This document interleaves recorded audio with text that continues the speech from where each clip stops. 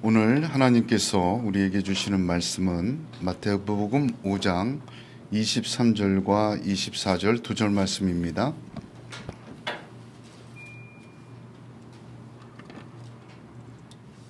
마태복음 5장 23절 24절 저와 여러분이 합독하시겠습니다. 그러므로 예물을 제단에 드리다가 거기서 내 형제에게 원망을 들을 만한 일이 있는 것이 생각나거든 예물을 제단 앞에 두고 먼저 가서 형제와 화목하고 그 후에 와서 예물을 드리라. 아멘.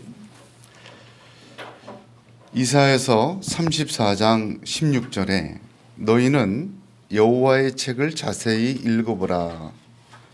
이것들이 하나도 빠진 것이 없고 하나도 그 짝이 없는 것이 없으리니 이는 여호와의 입이 이를 명령하셨고 그의 신이 이것들을 모으셨음이라.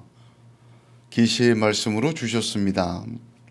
그러므로 우리가 하나님의 말씀이 66권의 구약과 신약 두 부분으로 되어 있는데 그 구약과 신약은 다 짝이 이루어지고 또 하나도 빠진 것이 없이 완전한 하나님의 말씀으로 우리에게 주신 것입니다.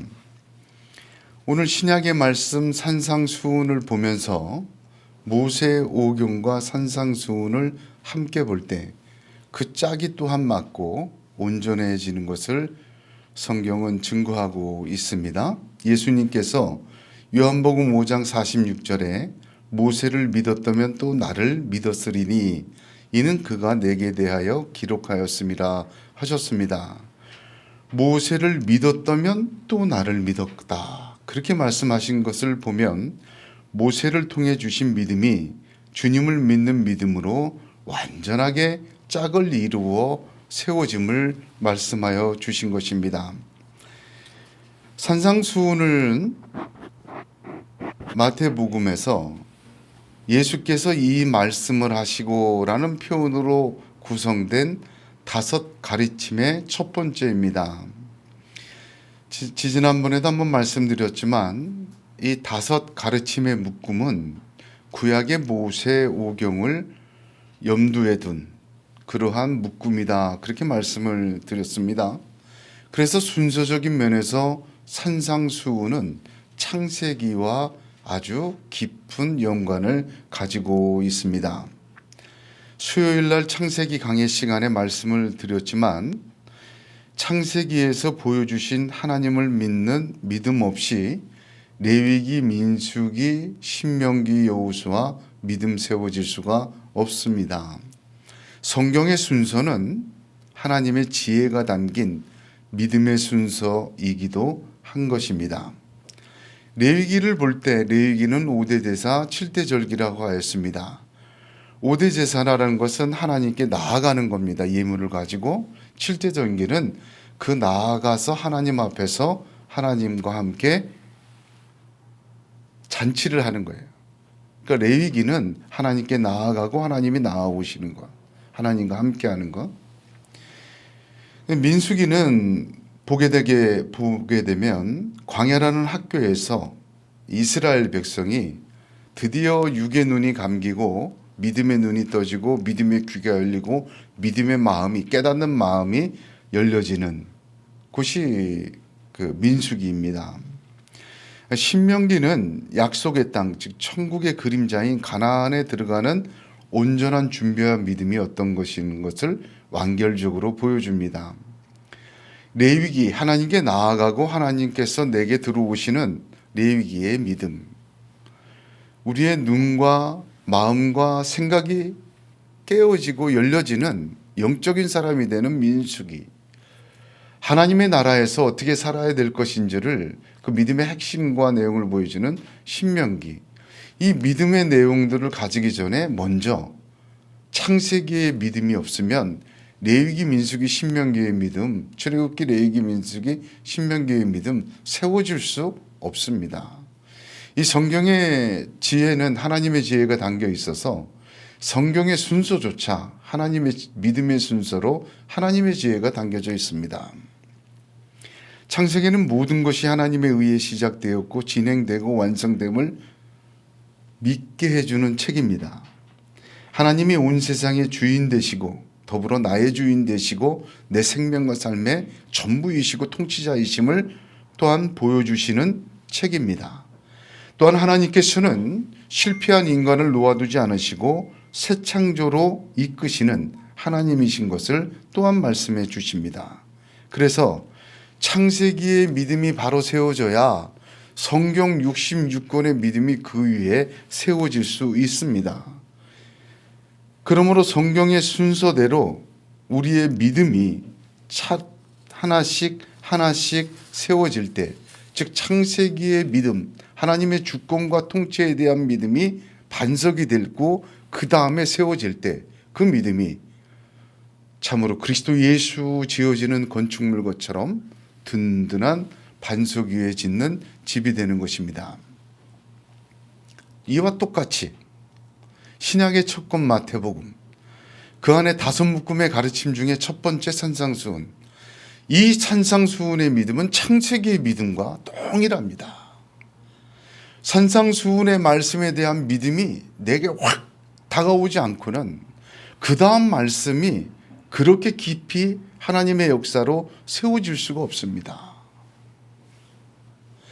산상수훈에 대한 믿음이, 첫 믿음이 아멘으로 받아들여질 때 이후의 복음의 네 묶음의 주님의 가르침, 복음의 전부도 그 위에 세워지고 반석 위에 세워진다, 주님은 말씀하여 주십니다. 창조주 하나님을 믿으십니까? 나를 통치하신 하나님을 믿으십니까? 그러면 나를 구원하신 분은 유일한 분, 한 분, 십자가에서 죽으신 예수 그리스도 그 한 분임을 또한 믿으시기를 축복합니다. 창조주 하나님께서 통치하시고 주인 되시며 세워가시고 완성하십니까? 이제는 우리 주 예수 그리스도께서 나의 주님이시며 통치자이시며 지금도 말할 수 없는 사랑으로 중보하시고 우리를 세워가시는 분이심을 믿으시기를 바랍니다. 십자가에서 나를 위해 대신 죽으신 그 사랑의 확증이 끊을 수 없는 사랑에 이어지는 은혜로 하나님의 강처럼 지금도 우리에게 쏟아 부어지고 있음을 믿으시길 바랍니다. 이제 내용적인 면에서 보게 되면 산상수훈은 모세오경과 일치합니다. 제가 왜 이렇게 얘기 드리냐면 산상수훈, 지난주에 말씀드렸죠. 산상수훈은 두 단어로 정리해라 하면 복과 계명이다. 그런데 모세오경을 보게 되면 모세오경의 모든 순서가 처음엔 축복이에요. 그 다음에 그러니 너희는 이렇게 해라 라는 실천적 계명입니다. 구약만 그런 줄 알았더니 신약도 그렇게 기록이 되어 있습니다. 로마서를 보면 16장으로 모두가 기록이 되어 있는데 1장에서 우리 로마서 강의할 때 말씀드렸죠. 1장에서 우리 8장까지 복음의 진리가, 그 다음에는 실천의 진리가, 복과 삶, 복음과 삶, 그렇게 기록이 되어 있습니다.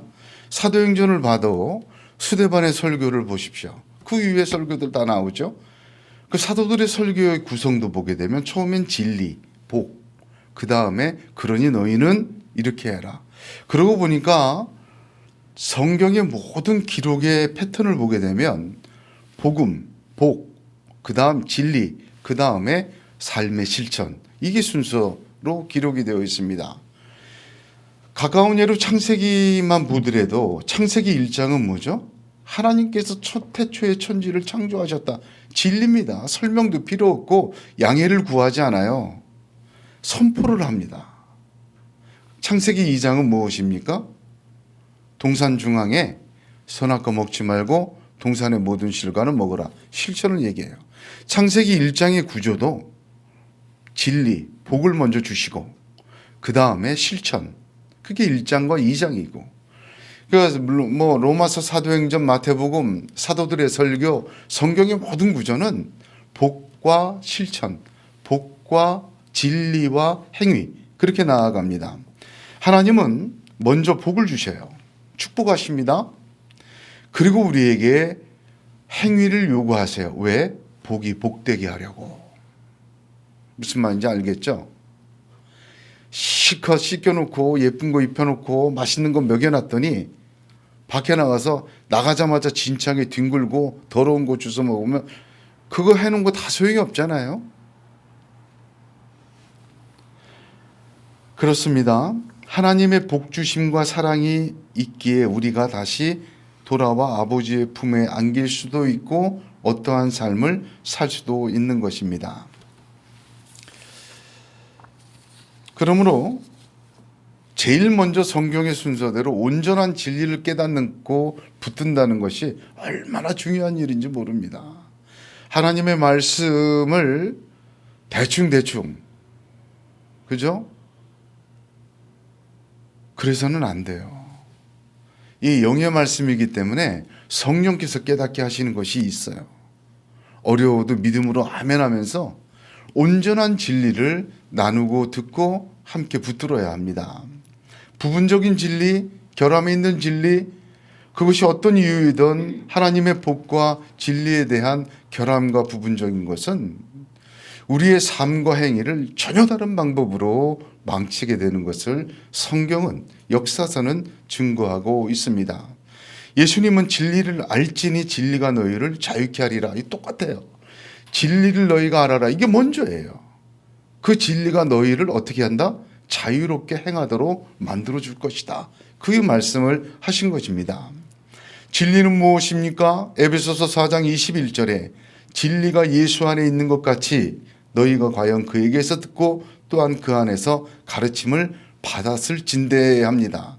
진리는 무엇입니까? 예수 그리스도입니다. 그분의 말씀입니다. 특별히 첫 말씀인 산상수훈의 진리입니다. 이 진리를 온전히 아멘할 때 그 진리 속에서 그리스도 예수께서 우리를 통치하시고 다스리시며 우리를 통하여 하나님의 나라 이루어 가실 줄로 믿으시기를 바랍니다. 예수님은 은혜와 진리가 충만하다 하셨습니다. 고린도전서 8장 6절에 그러니 우리에게는 한 하나님 곧 아버지가 계시니 만물이 그에게서 났고 우리도 그를 위하여 또한 한 주 예수 그리스도께서 계시니 만물이 그로 말미암고 우리도 그로 말미암았느니라 하셨습니다. 그러므로 예수 그리스도를 온전히 알아야 합니다.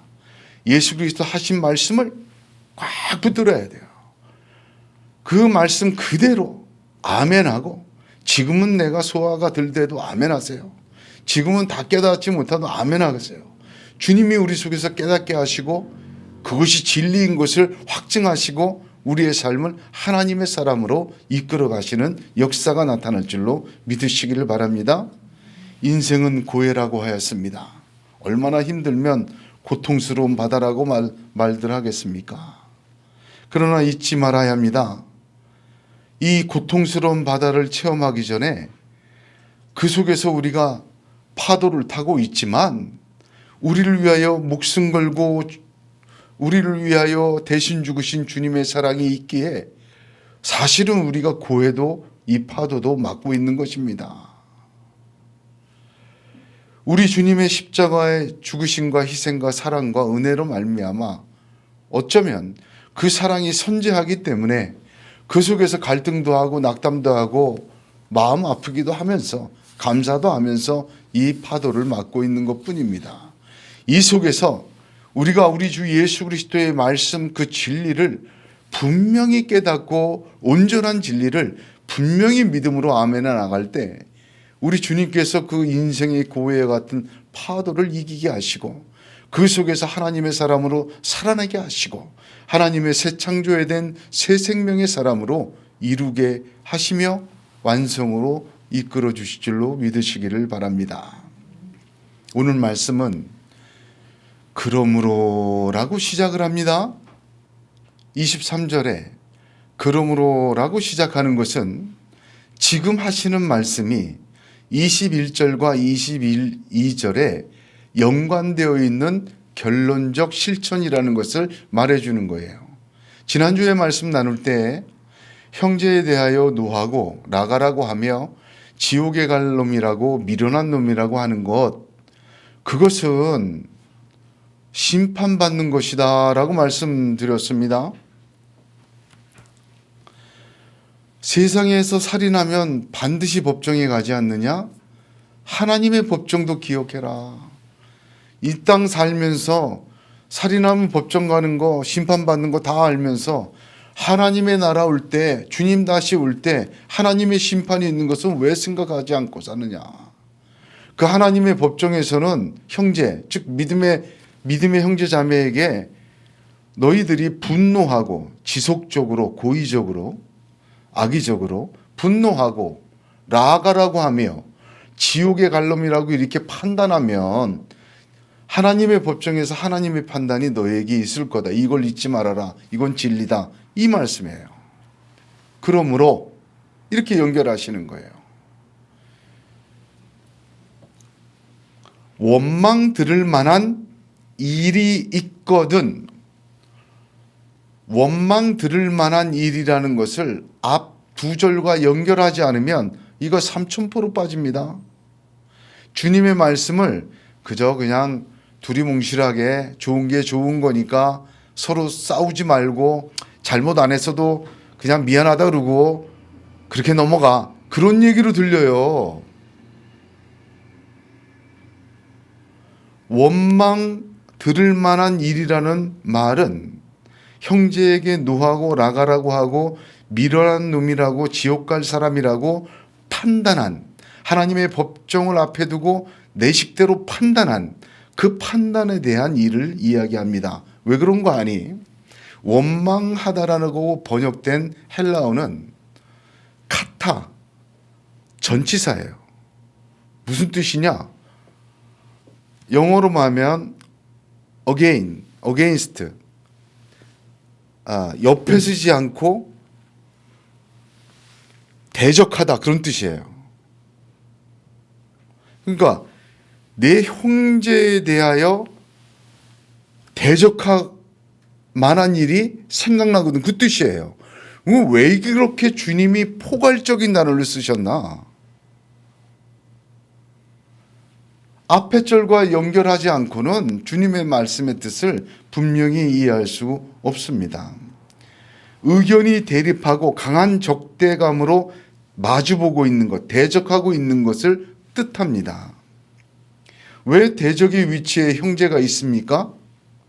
22절을 보면 내가 한 판단 때문입니다. 내가 한 말 때문입니다. 내가 하나님의 자리에서 하나님의 법정을 무시하고 내가 재판관이 되어 형제를 판단하고 정죄하고 말하고 한 것 때문에 그 형제가 내 대적, 옆에 서 있어야 될 형제가 앞에 서 있게 되는 거죠.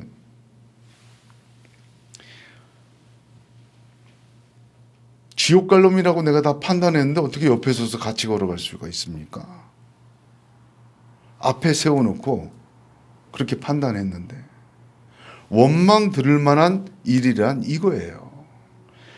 너무 확대해서는 안 됩니다.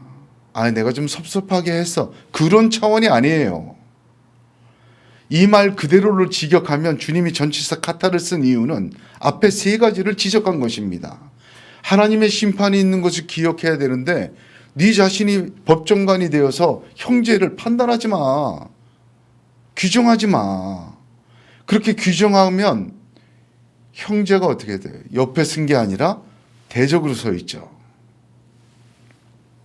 언제가 중요합니다. 제단에 예물 가지고 갈 때.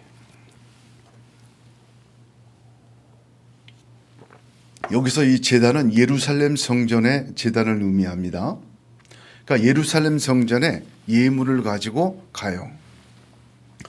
구약의 제사를 보게 되면 예물을 가지고 간다 하는 이 표현은 딱 두 가지 제사에 사용되는 단어입니다.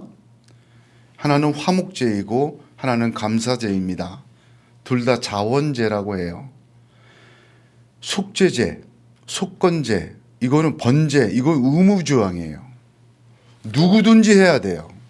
1년에 1차 범죄했을 때마다 절개 반드시 해야 돼요. 그러나 5대 제사 중에 화목제와 감사제는 뭐예요? 자원제란 말입니다. 자기가 하나님 앞에 용서를 구하고 하나님과 화목하길 원해. 그래서 일부러 의무조항은 아니지만 예물을 챙겨서 제단에 가서 하나님께 드리고 하나님과 화목하는 거예요. 용서에 관한 것. 두 번째, 감사할 일이 생겼어요. 너무너무 감사해. 건강을 회복했다든지 돈을 많이 벌었다든지 얼른 신앙에 큰 은혜, 너무 감사해. 그거는 의무적으로 규정되어 있는 게 아니에요. 내게 감사한 일이 생겨서 예물을 챙겨서 내가 자원해서 하나님 예루살렘 정정 가서 제사장에게 내가 이런 감사한 일이 하나님께 감사제를 드리러 왔노라고 얘기하는 거예요. 여기 예물을 드리다는 그때는 어떤 제사냐? 화목제가 아니고 감사제입니다. 그러니까 이 사람에게는 뭔가 하나님의 은혜가 충만한 게 있어. 하나님께 예물 드리지 않고는 안 되는 분명한 하나님의 축복의 은혜가 있어요. 그래서 예물을 가지고 가는 거예요. 여기 성경에 주님이 말씀하시는 23절에 예물을 제단에 드리려다가 라는 말은 이 감사제의 예물입니다. 내 형제에게 원망 들을 만한 일이 있는 것이 어떤 일? 앞에 세 가지. 내가 하나님의 법정에서 내가 재판관이 되어 정죄하고 판단하고 말했던 일. 그래서 내 형제를, 믿음의 형제를 옆이 아닌 앞에 대적으로 세우는 일이 있거든. 그 뜻입니다.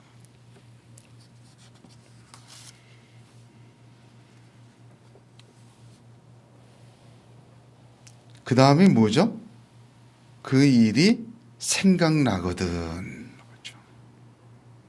너무 감사해서 하나님께 영광 돌리고 막 예물 드리고 가는데 생각나거든. 그 말이 무슨 뜻이냐면 기억이 난다 그런 뜻이에요. 계속해서 기억이 나고 계속해서 자꾸만 떠올라.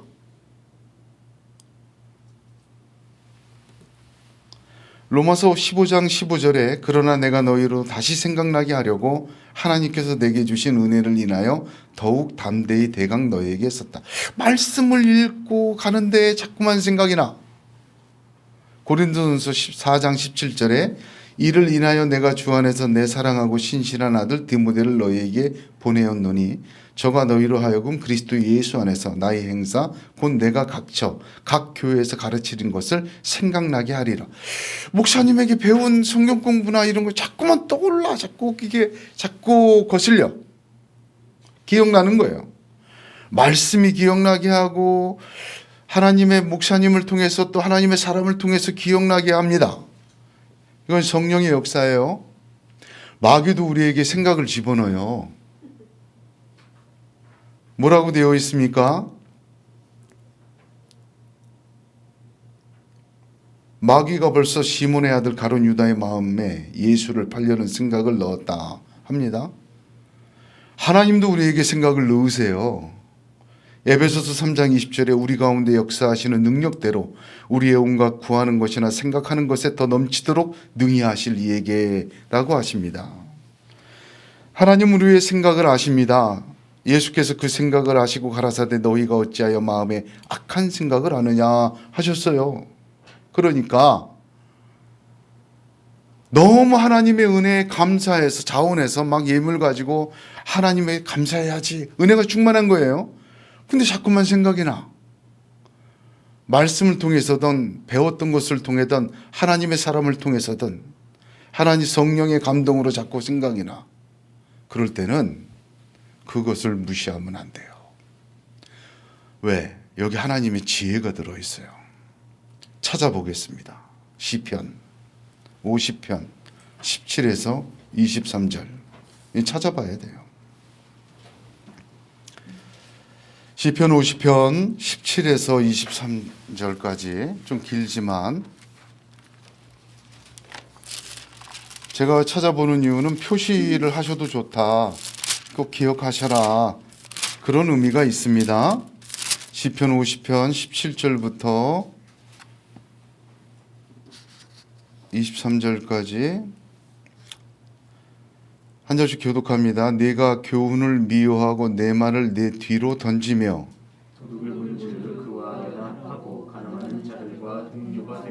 내 입을 악에게 내어주고 내 혀로 거짓을 꾸미며 앉아서 내 형제를 공박하며 내 어머니의 아들을 비방하는도다. 내가 이 일을 행하여도 내가 잠잠하였더니 내가 나를 너와 같은 줄로 생각하였도다. 그러나 내가 너를 책망하여 내 죄를 내 눈앞에 낱낱이 드러내리라 하시는도다. 하나님을 잊어버린 너희여 이제 이를 생각하라. 그러지 아니하면 내가 너희를 찢으리니 건질 자가 없으리라. 23절 같이 읽습니다. 감사로 제사를 드리는 자가 나를 영화롭게 하나니 그의 행위를 옳게 하는 자에게 내가 하나님의 구원을 보이리라. 아멘. 감사로 제사를 드리는 자, 하나님을 영화롭게 합니다. 그러니까 우리가 감사로 예배 드리는 거 하나님 영광 받으세요. 하나님께 영광스러운 예배 어떻게 드립니까? 감사로 드리는 거예요. 그런데 감사로 예배 드리는 자가 그의 행위를 옳게 하는 자, 그 위에 기록되어 있는 일들을 회개하고 되돌린 자, 그런 사람에게 하나님의 구원을 보이리라. 하나님의 역사가 나타납니다. 할렐루야. 흔히들 기도가 막혔다 그래요. 옛날에 기도원 가서 기도할 때는 잘 됐는데 기도가 막혔어. 흔히들 예배가 막혔다고 얘기를 해요. 예배 드리면 자꾸 졸리고 말씀의 은혜가 안 되고 예배 드리는데 뭐 그전처럼 그렇게 신나고 막 가슴 뛰고 준비가 안 돼요. 흔히들 은혜가 막혔다 그래요. 찬송 부를 때 막 은혜를 받고 기뻤는데 목만 아파. 뭐가 막혔을 때 왜 막혔는지 한번 돌아보세요. 그의 행위를 옳게 하는 자에게 하나님의 구원을 보이려 하셨습니다. 하나님 앞에 감사로 예배는 드리지만 하나님께 영화롭게 하지만 그러나 아무리 애써도 막힌단과 같이 힘들고 막혔다면 이 말씀을 기억하십시오. 시편 66편 17, 18절에 내가 내 입으로 그에게 부르짖으며 내 혀로 높이 찬송하였도다. 내가 내 마음의 죄악을 품으면 주께서 듣지 아니하시리라 하셨습니다. 에베소서 2장 14절에 그는 우리의 화평이신지라 둘로 하나를 만드사 중간에 막힌 담을 허시고 하셨습니다. 막힌 담, 하나님과 우리의 막힌 담을 허신 분이 누구죠? 예수님이세요. 사람과 사람 사이에 막힌 담을 허시는 분도 누구십니까? 예수님이세요. 감사로 예배를 드리고 하나님 앞에 나오는데 하나님의 은혜와 뭐가 막힌 것 같아. 우리 행위를 옳게 해야 합니다. 그래야 하나님의 역사 그때 나타나기 시작해. 놀랍게 나타납니다. 막 기도가 응답이 되는 게 뭐야. 진짜 하나님 기도 들으시는구나. 예배 가운데 하나님 은혜 받았는데 삶 가운데 그것이 나타나요. 말씀 보는데 달라지고 사람 만나는 게 달라지고 내가 생각하고 내가 바라고 않았던 일까지도 형통하게 되는 것을 체험하게 돼요. 언제? 그 행위를 옳게 할 때. 하나님의 구원이 우리의 지혜와 노력을 뛰어넘어 역사하십니다. 뭔가 막혔다고, 하나님과 막혔다고 생각합니까? 신앙에 뭔가 문제 있다고 생각해요? 그 행위를 돌아보십시오. 오늘 말씀은 굉장히 실천적인 말씀입니다. 24절 한번 보겠습니다. 24절에 뭐라고 그러셨죠? 5장 24절에 주님은 예물을 제단 앞에 두고 먼저 가서 형제와 화목하고 그 위에 와서 예물을 드리라. 뭐 하라고 하셨습니까? 화목하고. 화목하라. 다들 이 말을 예배의 선결 조건이 사람과의 화해라고 얘기를 합니다. 이건 전혀 다른 얘기입니다. 그것은 너무 이 말씀을 일편향적이고 인간적으로 해석하고 적용한 말씀에 불과해요. 그러면 하나님과 나 사이에 막힌 담을 허물기 위해서 우리가 사람과 먼저 화해를 해야 됩니까? 사람에게 용서를 구하는 게 하나님과 막힌 담이 허물어지는 선결 조건입니까? 전혀 그렇지 않습니다. 그렇지 않습니다. 화목이라는 단어가 그 말을 의미하고 있습니다. 성경에서 화해하다라는 단어는 대부분이 카탈라소입니다. 헬라어로. 그런데 성경 66권 중에 딱 한 군데 여기만 주님이 다른 단어를 쓰셨어요. 왜 다른 단어를 쓰셨겠어요? 뜻이 다르니까. 사람하고 화해하는 게 예배의 성결 조건이다? 그 뜻이 아닙니다. 왜 주님이 특별한 단어를 쓰셨어요? 디알라 게디라는 단어를 쓰셨어요. 디알라 게디. 디아라는 것은 전치사로 뭐뭐와 통하다. 영어 전치사로 하면 through, 뭐 통과하다, 통하여, 방법, 수단, 뭐 그런 뜻이고. 레게디, 그 뜻은 무엇이냐면 교환하다 그 뜻이에요. 그래서 주님이 말씀하신 화목하라 그 말은 변경하고 바꾸다 그 뜻입니다. 목사님 그러면 변경하고 바꾸는 게 무슨 뜻입니까? 이게 명령법으로 기록되어 있고 또 하나 더 중요한 건 수동태로 기록이 되어 있습니다. 이게 참 이해하기가 어렵죠? 화목하라를 변경당하도록 하라. 직역하면 그 뜻이에요. 그렇습니다. 주님의 명령으로 내 판단이 변경당하는 거예요. 무슨 말인지 이해가 되십니까? 내가 아직 그럴 마음이 없고 그럴 지혜가 없고 그럴 동의가 없어. 그래도 주님 뜻대로 내가 변경당해야 돼요. 내 생각에는 아직도 저건 지옥 갈 사람이야. 저건 인간이 아니야. 저건 같이 예수 믿지만 저건 사람이 아니야. 난 그렇게 판단이 되어도 주님의 말씀으로 주님의 뜻으로 주님의 이 명령으로 변경돼야 돼요. 누가? 내 생각이, 내 판단이, 내 정죄가, 내 입술이. 순종하라는 말입니다. 아직 동의 못하고 아직 마음이 그렇게 바뀌지 않았고 내 기분이 그렇지 않아. 그래도 순종하십시오. 내가 변경당해야 돼요. 내가 주님을 변경하려고 하지 말고 주님께 내가 변경당해야 됩니다. 주님이 나를 주장하시도록 순종해야 돼요. 주님의 말씀이 내 생각과 내 감정과 내 판단을 주장하시도록 허락해야 돼요. 그 앞에 엎드려야 합니다. 내가 한 말들, 내가 한 판단이 형제에 대한 내 입술과 내 마음과 내 생각의 판단이 그 반대에 서게 한 것을 내가 주님의 말씀과 주님의 뜻에 순종함으로 변경당하도록 주님의 역사가 임하도록 허락하라 그 뜻입니다.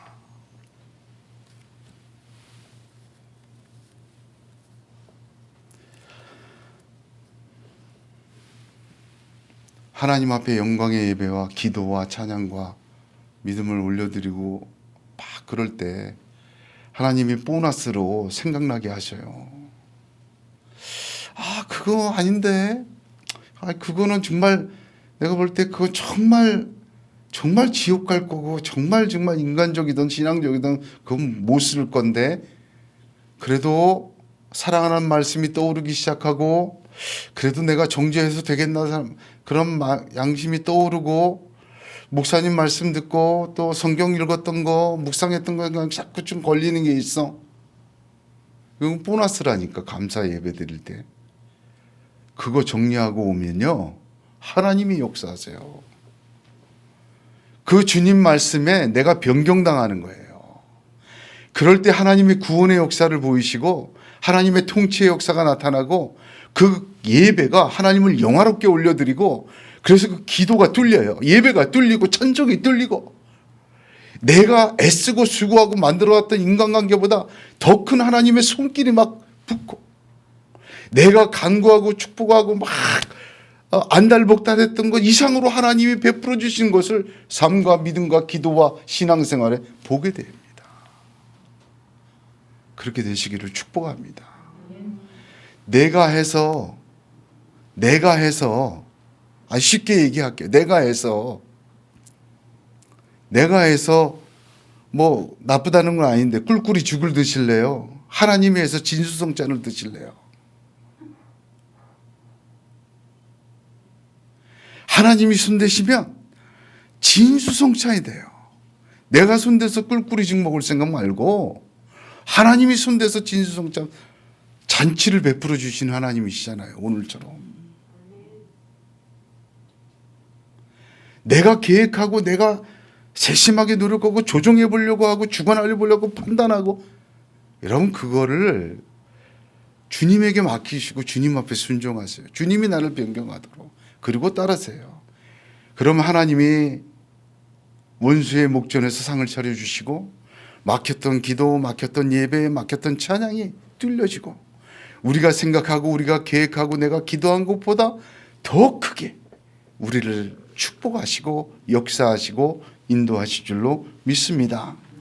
그런 감사의 예배, 하나님께 영광이 되는 예배의 승리가 되시기를 우리 주 예수 그리스도의 이름으로 축복합니다.